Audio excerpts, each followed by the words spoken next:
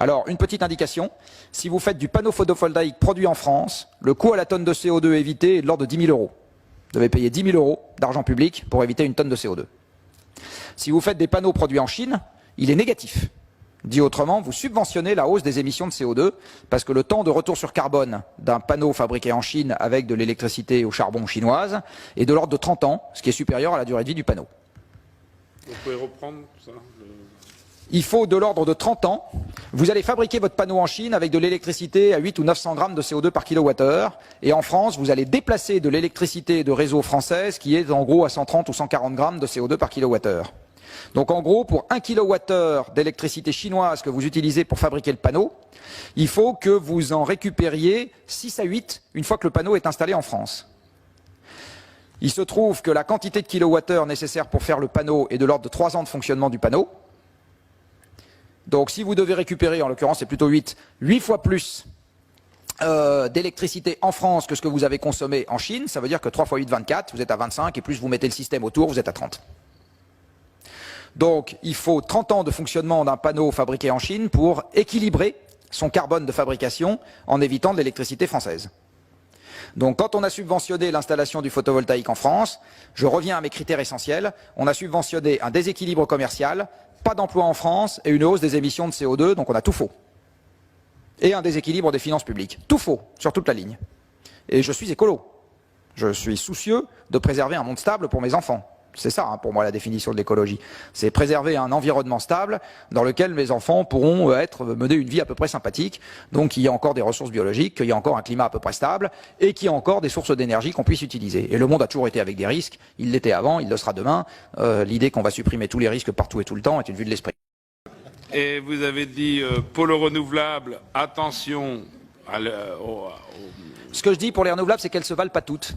Donc il faut être sélectif avec un critère de bonne gestion. Dit autrement, si vous êtes intimement persuadé que justement la contrainte va nous mettre dans une situation de finances difficile, c'est là que vous devez faire particulièrement attention à l'efficacité de la dépense budgétaire. Donc mettre des poêles à bois dans les maisons de campagne après les avoir isolées, excellente idée. Énergie renouvelable. Mettre des chauffe-eau solaires pour faire de l'eau chaude, excellente idée. Énergie renouvelable. Mettre des panneaux photovoltaïques partout dans le pays, c'est une idée complètement idiote.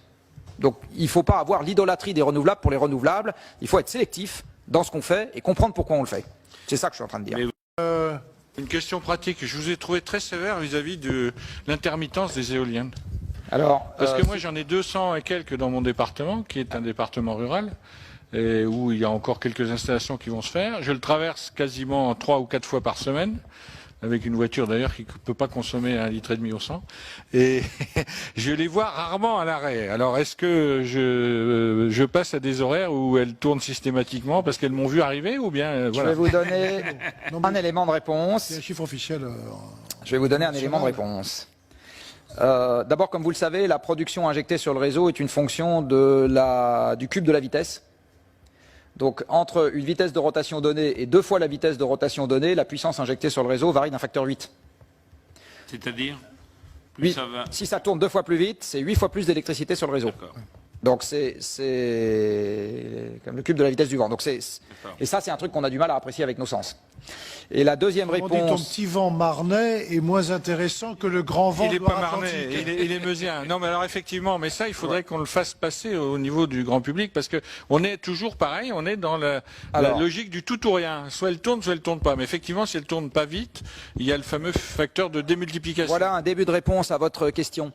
Il y a des physiciens qui étaient grattés par cette question, qui ont, au terme d'un long travail de fourmi, parce qu'il n'y a pas de centralisation de ce genre d'infos, été récupérer les puissances injectées sur le réseau auprès de RTE qu'il fournit pour la France, de l'exploitant allemand, du réseau allemand qui fournit pour l'Allemagne, en plus en plusieurs morceaux, de l'exploitant espagnol qui fournit ça pour l'Espagne, jour par jour. Donc il faut faire un travail extrêmement passionnant de recopie des trucs dans un fichier Excel.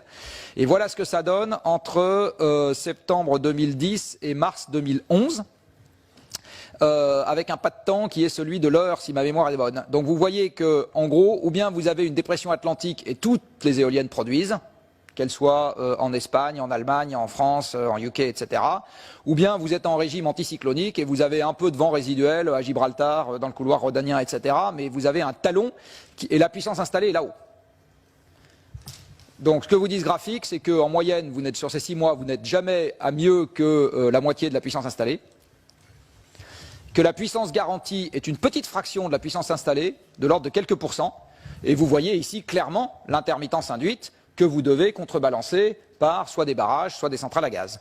Alors les Espagnols ont choisi des centrales à gaz, ce qui maintenant leur coûte bonbon en gaz et en CO2. Donc en même temps qu'ils installaient 15 gigawatts d'éolien, ils ont installé 20 gigawatts d'éolien, ils ont installé 15 gigawatts de centrales à gaz, et ils publient des très beaux communiqués de presse quand c'est l'éolien qui domine, mais enfin ils devraient publier 3 fois plus souvent des communiqués de presse en expliquant que c'est le gaz qui domine. Hein, ah bah oui, c'est exactement ça qu'ils devraient faire. Les Allemands ont choisi de compenser ça avec le charbon, et les Danois, ils ont fait un truc qui est absolument génial.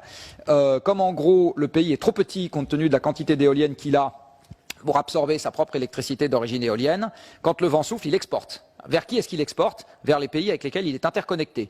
L'Allemagne d'une part et la Norvège de l'autre.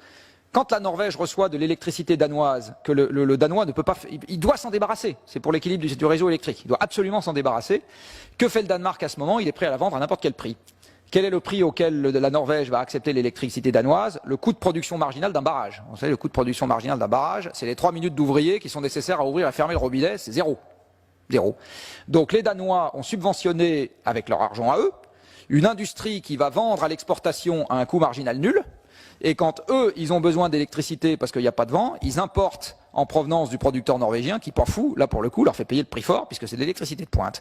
Donc le Danemark a bâti un formidable, et c'est pour ça qu'il y a eu la bronca au Danemark sur ces subventions à l'éolien qui ont été abandonnées depuis, tout simplement parce que ça revient à subventionner le producteur danois, le producteur norvégien qui possède les barrages. Voilà, donc les Norvégiens sont ravis et ils sont tout à fait pour l'électricité d'origine éolienne, tout comme du reste les vendeurs de gaz.